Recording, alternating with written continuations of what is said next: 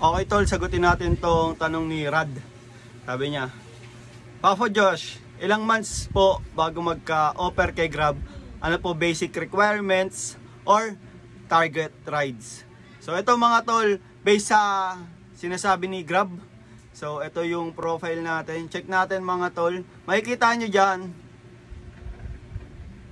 Dito mga tol, itong need help, get Grab Finance. Pwede natin dyan i-check kung ano yung mga requirements ni Grab.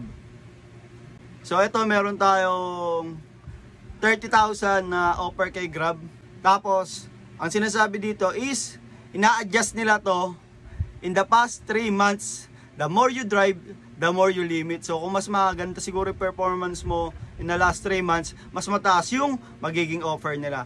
Pero para malaman natin kung ano yung requirements nila mga tol, pinindot ko yung help more. Tapos check natin dito yung how to qualify for a Grab Finance. Okay mga tol.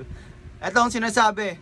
Para maging eligible sa Grab Finance purchase, financing, loan. Una, dapat daw nagda-drive ka for at least 3 months. Okay?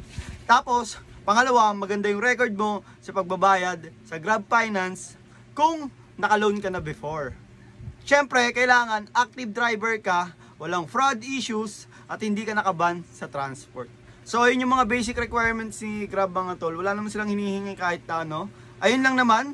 So, kung sinasabi nila na kung qualified ka sa Grab Finance loan, makakatanggap ka ng SMS o message sa app.